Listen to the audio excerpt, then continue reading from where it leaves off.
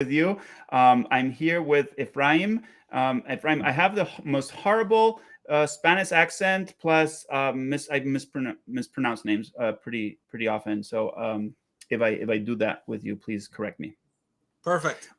Okay, so Ephraim is from 1832 Communications. We've been in touch. How long would you say? About a year and a half. I mean, just on and off through Yep. LinkedIn. And I've always liked his newsletters and his focus on marketing communication, specifically email marketing. So I thought it was a good opportunity to maybe learn a little bit about what you're seeing in the sector and how you help nonprofits. Welcome. Perfect. Thank you. Thank you for having me. I really appreciate it. This is great. So tell us a little bit about your practice. Sure. So I've been in the nonprofit sector for a little over 2 decades. When I was working for nonprofits, I had every position from CEO on down. And at every position I had, I wore multiple hats like everyone else out there. So whether I was a CEO, I was also doing the fundraising. When I was fundraising, I was also doing the marketing. Nice. And when I was a grant writer, I was also doing event planning. So all of that together. I've also had the chance to work for a global family foundation. So I got to sit on the other side of the table, as it were. And I didn't have to ask for money, which was great. It wasn't my money to give, but it was a totally different perspective, which was eye-opening, to say the least. Really? Yes. Interesting. Yes, I had. You get a little bit of a different perspective when you're not the one who has to fill out the grant request, but you're reading the grant requests. It's very, very different. I wish we could get these groups more together, in a non-confrontational way. That would be nice. I have about 1 million ideas and recommendations for that as well. You know what? It was great. I did that for 3 years. It was a lot of good work that was being done. I enjoyed working with hundreds of, there were some nonprofits we didn't end up working with, but I still had a connection with them. So I got a chance to really see the field that this foundation was in. That was really, like I said, it was an eye-opening experience and a good one for me to have. Now, for the last 4 years, I have my own agency, 1832 Communications, where I specifically work in the area where fundraising meets marketing. In a lot of nonprofits, either there's 2 different departments and they don't talk to each other, or the fundraiser is the marketer and doesn't have necessarily, they know fundraising, but they don't know marketing as well. So the goal is to make sure that all the marketing that a nonprofit is doing is helping with building relationships and the fundraising and all of that. So that's... this is huge. So you're bridging this divide. Yes. And I have a third situation where they do speak with each other, but it's not pretty. I will say been there, and it sucks. But it is what it is. So, I'll take 3 areas where I work, and one of them we're going to speak about today is website, making sure both fundraising and marketing, the messaging and everything else there is working together in tandem. There's social media, and then there's today's topic, which is one of my favorites, is email, fundraising, and marketing, and how to do that better, how nonprofits can do that better. Hey, so we put up the link to your site, and I think it's a specific outreach opportunity you have here in this link. Would you like to tell people about it? Absolutely. So I have a partnership with a company called Foundant Technologies. Foundant, they have software solutions that are specifically geared for nonprofit needs. And I partnered with them to help teach nonprofits how to do email fundraising and marketing properly and with best practices and all of that. So you can see on the screen, you can subscribe. It's free. 100% free, and it'll only take 5 minutes a week to teach you. Every Friday, I send an email to subscribers, and in that email is a link to a video. And in the video, I review 3 things. 1, an email sent by a nonprofit to its subscribers, and we review everything in that email to see what's working and what isn't from a fundraising and marketing perspective. I then look at that same email on mobile, because we know more than 50% of people are reading emails on their phones or mobile devices, and we want to Yeah. see how it looks. And does it still look okay on mobile, or what we can learn from that? And then the third piece of the puzzle is I look at the landing page where that email sent me to. It could be an online donation form. Maybe they want me to sign up for something, download something, be an advocate for a specific campaign, whatever it is. And we go look at that landing page and see what's on that landing page, what's working and what isn't. So you're basically getting the full email fundraising and marketing perspective in 5 minutes a week, and that's it. I give you 3 takeaways a week that you can then go and implement at work right away. How cool! I'm signing up right now. Awesome. I think I'm just on your regular newsletter. But hey, I know we're going to talk specifically about email, Ephraim, but I'd love to maybe delve a little bit deeper into this marketing and fundraising space that you work in. So one of the theories I've come up with is that marketing is evolving to look a whole lot more like fundraising than it used to. But maybe that's because I'm a fundraiser. So I'd love to hear your perspective. I would say like this. First of all, I go back to what I started with. The two have to work together. And, when they don't, here's what ends up happening. Different messaging, different branding, different calls to action. Everything is different. And all you're doing is confusing me as an email subscriber, as a reader on your website, as somebody who's looking at your social media feed. I've got no idea what you want. Do you want me to do this or you want me to do that? And we both know, Louis, you know this for sure from fundraising. The second you confuse a reader or a subscriber or a user, they're out. They've got other things going on in their lives, guys. So and it's hurting you. You're also diminishing trust because like, what is this place about? So yeah, it's pretty bad. It is. And thank you, Deborah, for bookmarking the link. I appreciate it. I just saw her comment now. Thanks, Deb. So when those two don't work together, it's pretty bad. Now, does that mean that all your marketing has to speak in a fundraising language? No, I'm not necessarily a big fan of that. The marketing has to help the fundraising apparatus, but here's the most important thing. Marketing and fundraising isn't about the money. It's about building relationships. Ah, beautiful.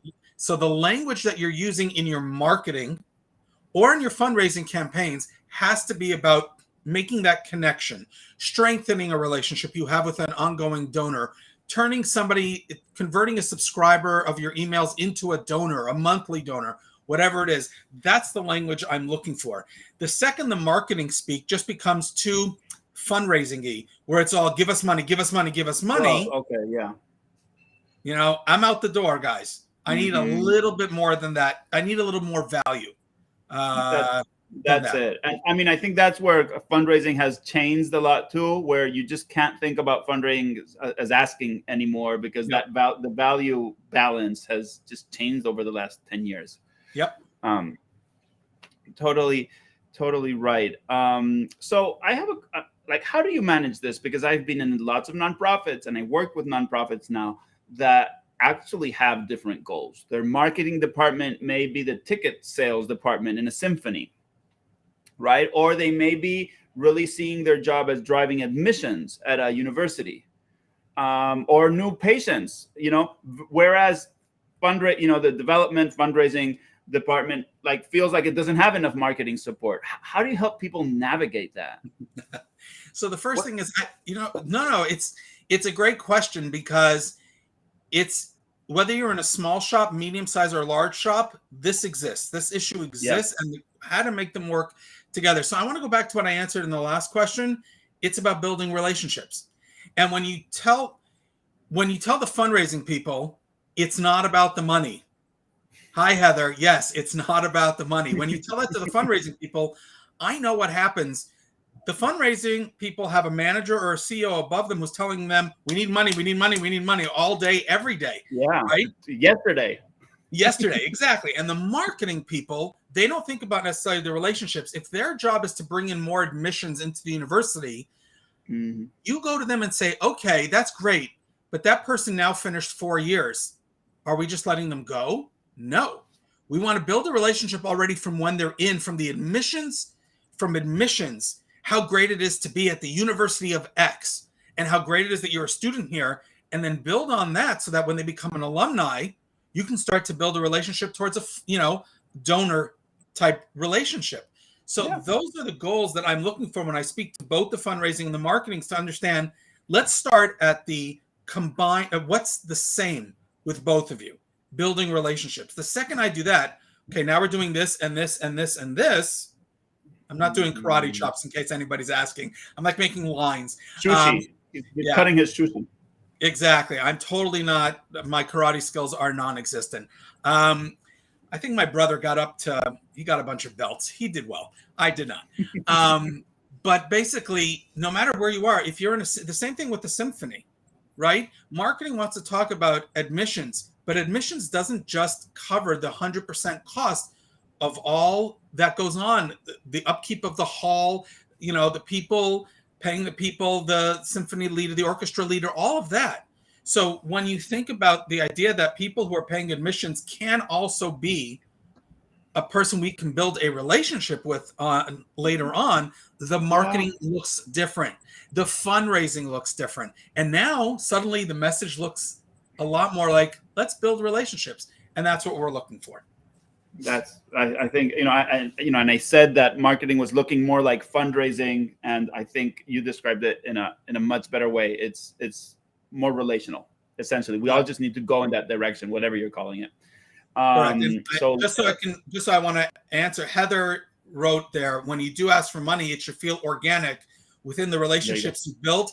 Huge, capitalized, bold, underlined, and italicized. Yes, you hit the mark.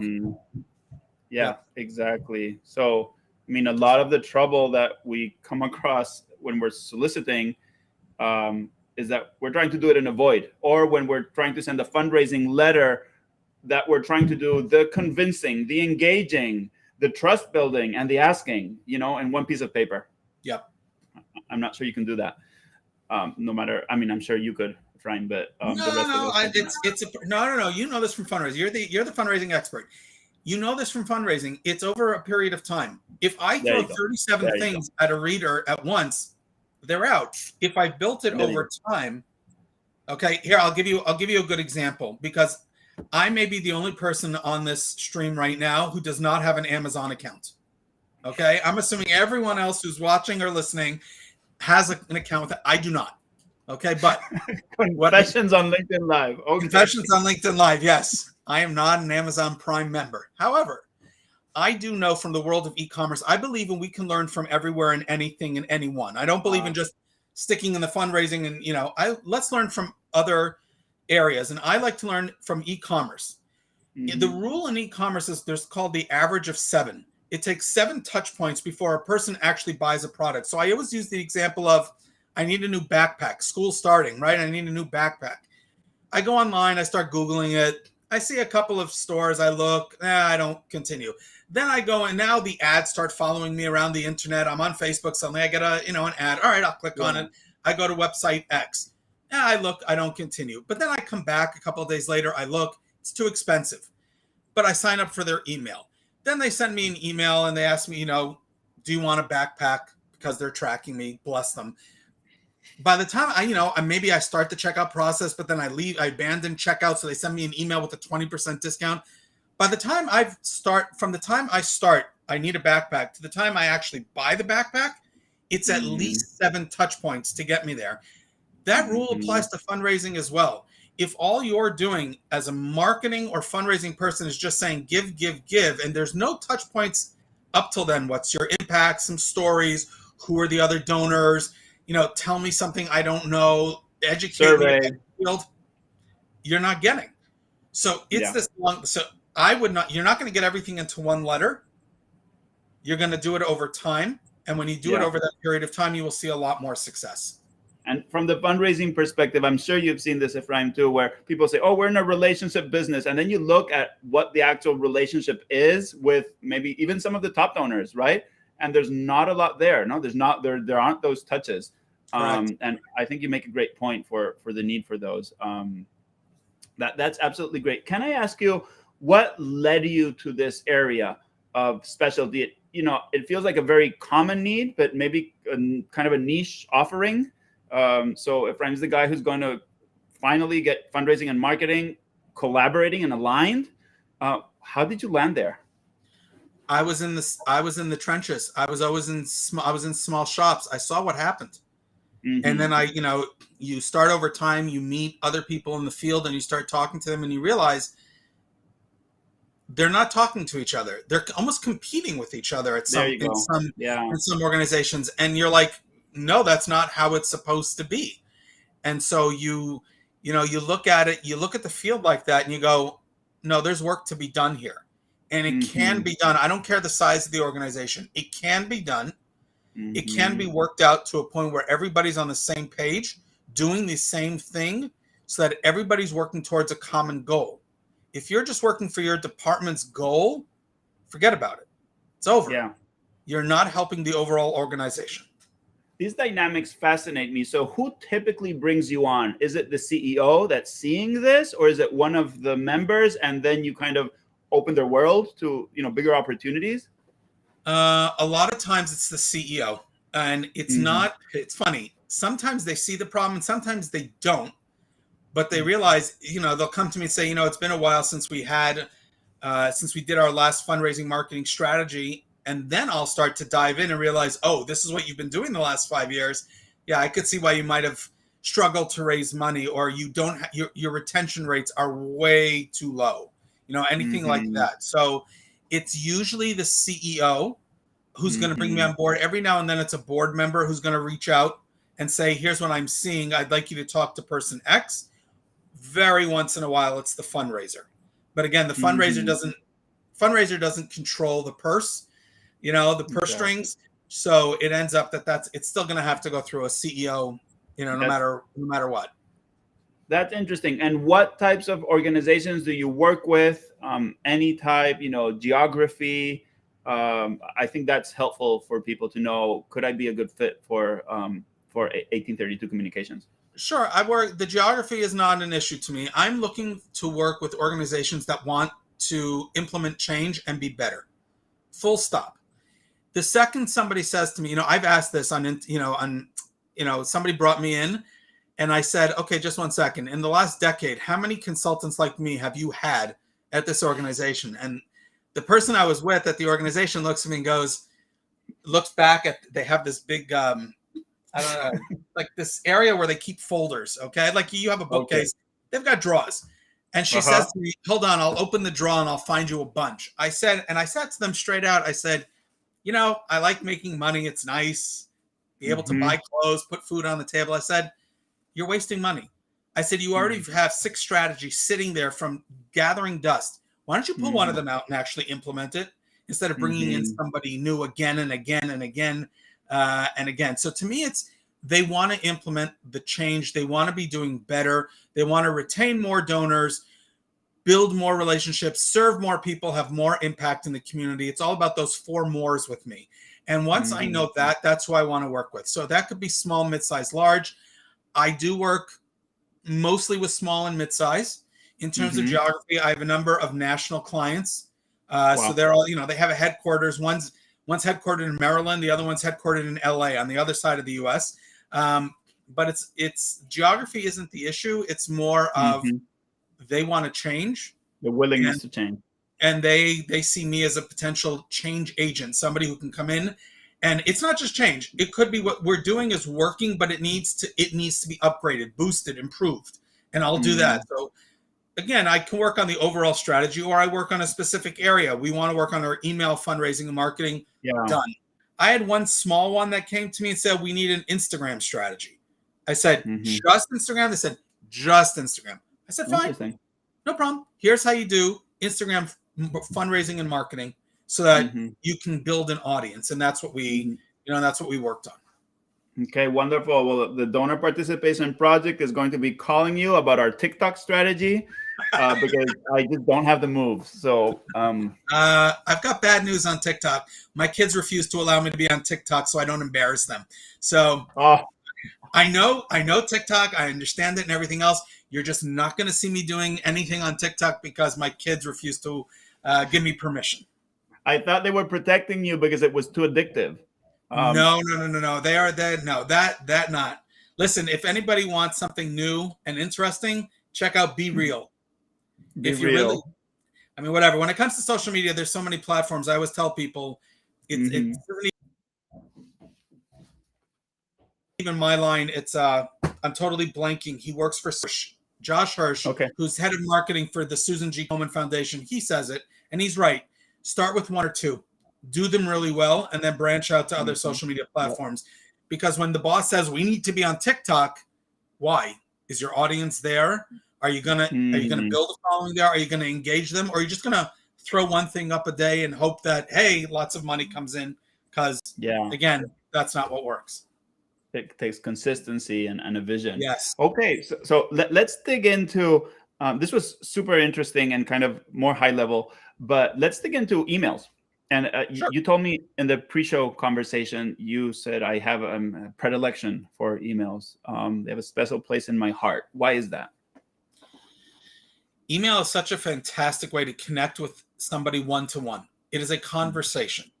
It's in Mm-hmm. your inbox. It's in my personal inbox. I open it, I read it. You have a chance to talk to me like we're having a conversation. So think of it as the same as you would face to face, same as you would if we were over Zoom or Restream, or think of it as the same as if we were texting back and forth. It's a conversation. And when you treat Mm-hmm. email as a conversation where you can talk to people, educate them, show them impact, tell stories, share with them what's going on in the field, and use it as a vehicle to fundraise. Not going to deny Mm-hmm. that. It's a great vehicle for that. That's why I happen to love email as a platform for building that one-to-one relationship. Amazing. So, what are the comparative benefits of email? I imagine you're going to say something about ROI. But I mean, do you really think that it's the best option that nonprofit like should all nonprofits start with email? Every Like, if you nonprofit should can. get an email. It's not even a question. Yeah. Okay, Okay. that we'll I start with agree. that. Was a You trick know that. question, but No, you almost had me. Uh, it's not even a question that mhm. every now that means that you have, again, we're back to having an email fundraising and marketing strategy. If you're Uh-huh. just throwing emails at people, and I can tell you as somebody who subscribes to more than 100 different nonprofit e-newsletters and My reads goodness. every single word of every single one of them, I Wow. can tell you that if you're just throwing it out there, give us money, you've lost them very quickly. The ones who do it Hmm. well have a wide range of things that they can teach you and talk to you about and keep you Hmm. entertained and keep you engaged. And that's why Interesting. email works so well, because again, it's that conversation piece that allows you Hmm. to one-to-one with a donor or a subscriber or a supporter or whoever it is. Yeah. And I mean, I think coupled with the power of email is also the fact that modern tools are much better at, with the reputation sender scores. And so if you start to not provide value and go, too much in that ask direction, Yep. people are just going to stop getting your emails. No? They're going to stop or they're going to stop paying attention. I always say Hmm. the fact that somebody allowed you into their inbox is not a given. Okay. People's Hmm. inboxes for some people is like, I don't want you there. I need Hmm. it to, I need to be able to find the emails that are important to me. If they've Hmm. signed up for your e-newsletter, that means they want to hear from you. The second they want to hear from you, you better be talking to them in a way that they want to, they want to have that conversation back and forth.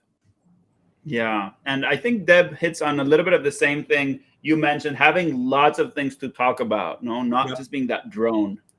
Yep. Um, That's I'm that, a big fan of that. Big fan. that's okay. So you come into a nonprofit, and I guess a lot of the time they don't really know what a good email strategy looks like. How do you start that process with them? Ooh, there's a couple of things that have to be done. I'm going to start with, Hmm. do they already have some of them already have a list? And then my first Hmm. question is, did you buy Well, that list? that's And if interesting. they say Hmm. yes, I said delete it now. We're done. We're out. We're not, we're definitely not. We're definitely not using a Oh, bot list. did you buy it? Okay, did Did you that buy list come from a purchase? Yeah, garbage. it? I agree. Yeah. Garbage. Okay. Next is, okay, now you have all these emails. Do you know who these people are? Are they current donors? Are they monthly donors? Are they board members, volunteers? Are they just random people? Could it be that you had an event, and in order to Yeah. sign up for your event, you asked them for your email addresses, and now you've added them to the list, even though you didn't ask their permission necessarily?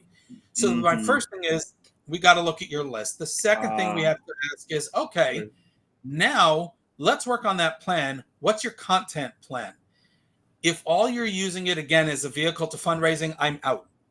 There's a lot of other things you can do Mm-hmm. that you can use email for. And we start planning that content strategy. And the content isn't just the content, it's the look. Because you know this, and everybody who's watching right now knows this. Heather, this is excellent. We mix newsletters with stories, images, videos, personal text only messages. This is awesome, Heather. Love it. I would say that you have to think about the look also. Everybody Mm-hmm. email almost the same way now. We skim, right? We Uh-huh. scan, we skim. So if Mm-hmm. you have these long emails, there's only so much time I'm going to scroll on my phone. At some point, if I don't Mm-hmm. get to that call to action, I'm out. So you've got to Mm-hmm. build your email template in a way that people will be able to scan, understand what you need, maybe read something in bold or a bullet point or even a small paragraph, and then click that Yeah. call to action button, because that's what I want. I don't just want opens. Opens, we can talk about open rate. I have a whole soapbox about that. But what I want is two things. Click-through rate, are they clicking? And then number two, what happens when they click to go to your website? Are they converting? Because Mm-hmm. just because they click the link doesn't mean that they went to the page and did what you asked them to do. That could be Mm-hmm. donate, register, download, sign up, whatever it is.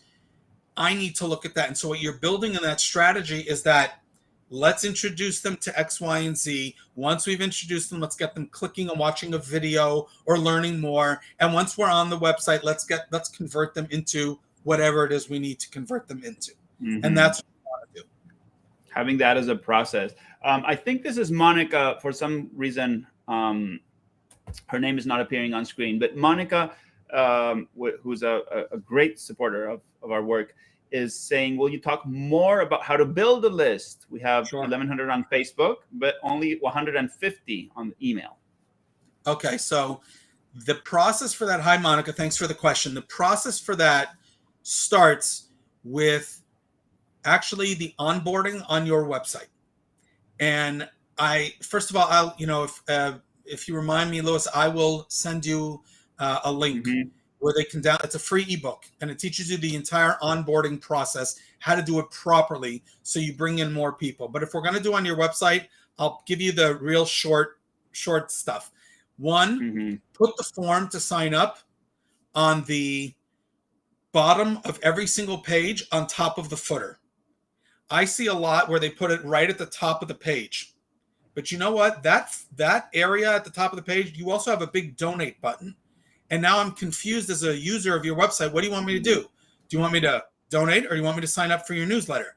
Leave the donate button there. Move Mm-hmm. the newsletter form right on top of the footer of every single page. Remember, people come to your website Mm-hmm.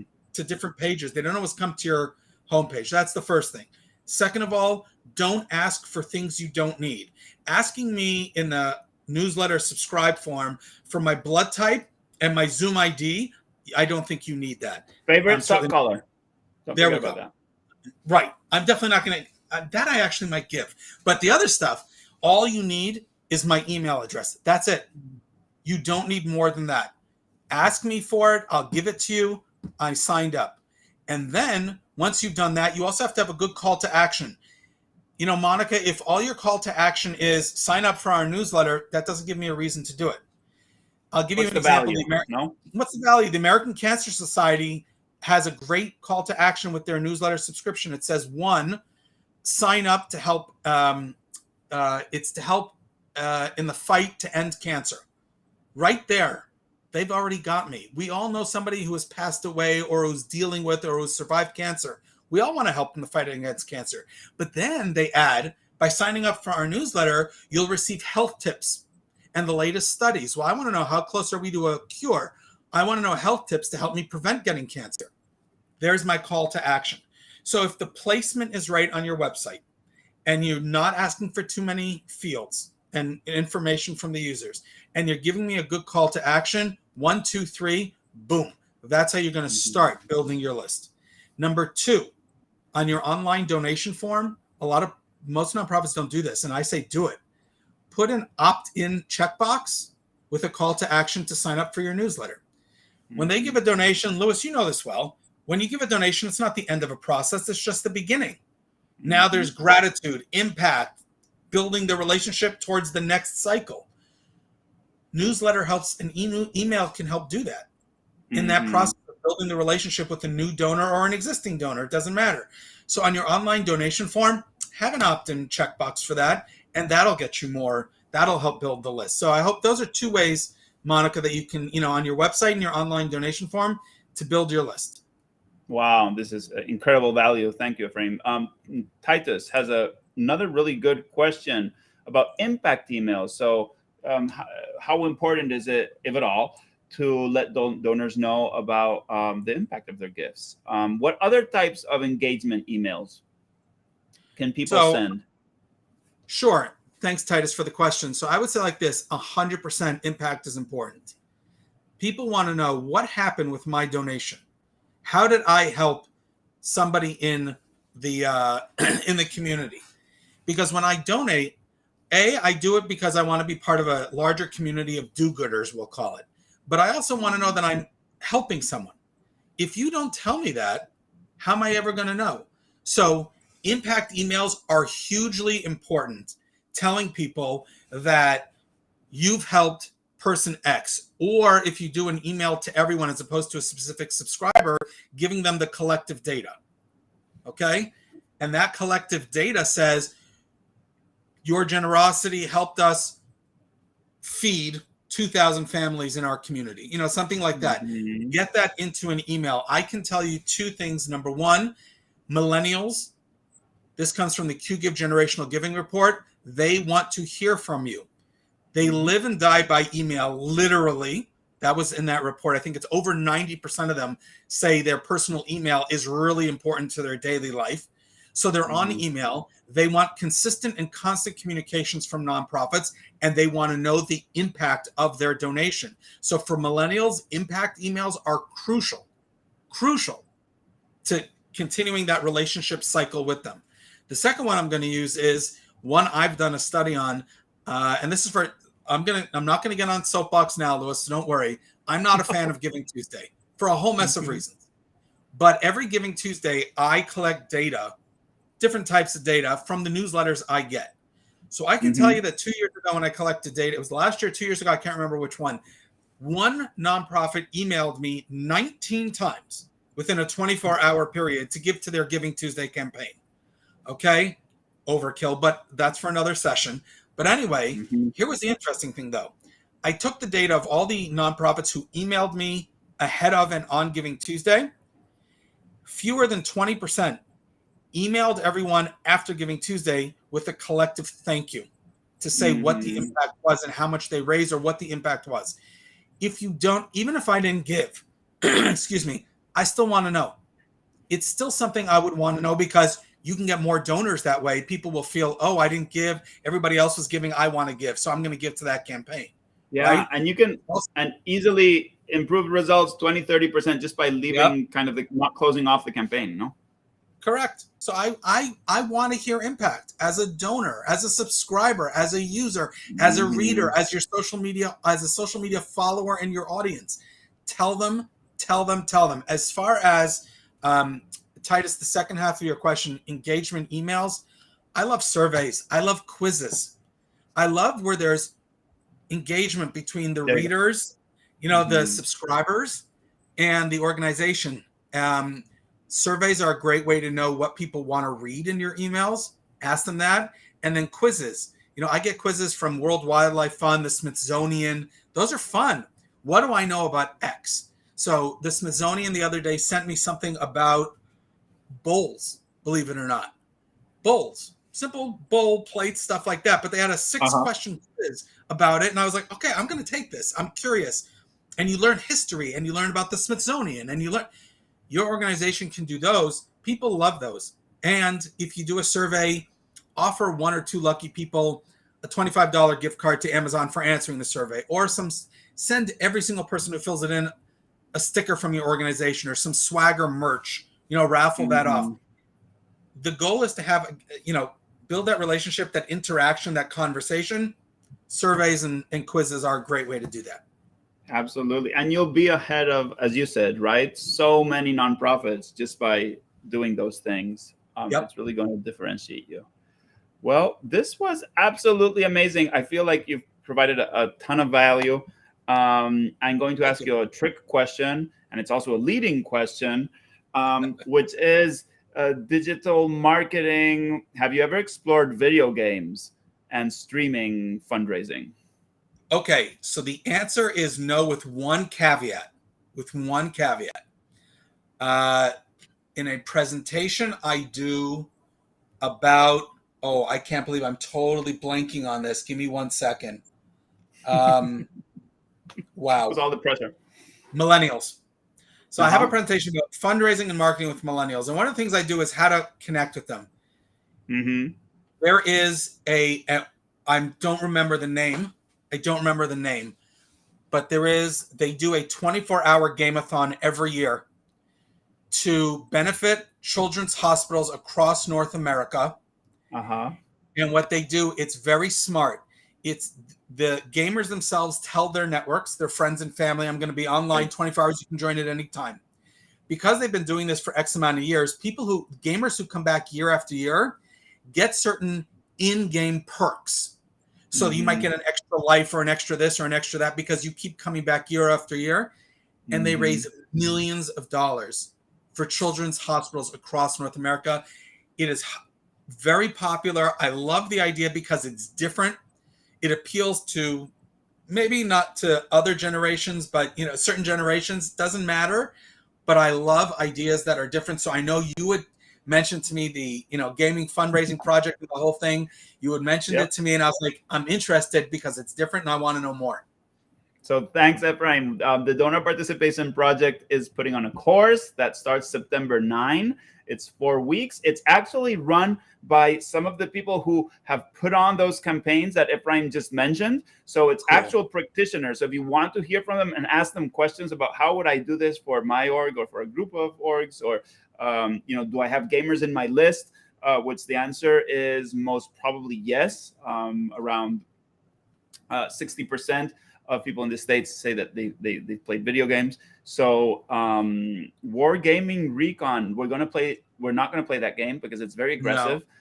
We're going to play something called Fall Guys. Monica, if you do me a favor, if you message me after we're done here, I will tell you the name. I'm totally blanking on it, but I will tell you it's not Wargaming Recon though. That I'm sure of. Titus wants a copy of your millennial presentation. So it's actually, Titus, I don't have it necessarily as a copy because I've done it for or I do it as a webinar. Titus, if you know what, message me after we're done. I'm going to see if one of those webinars is online. Because if it is, I'll send you the link to the video so you can watch it. Happily. I just have to find it. Thank you so much. Well, Ephraim, this was great to be able to spend some time inside your brain, learn from your experience in the trend that you've definitely earned, right? And I invite everybody who's here to connect with Ephraim. We're on LinkedIn. Just look him up. If you want to check out his firm, 1832 Communications. And if you have any questions about anything else, just reach out to me. Thanks so much. Thanks, Louis, for having me. I really, really appreciate it. This was great.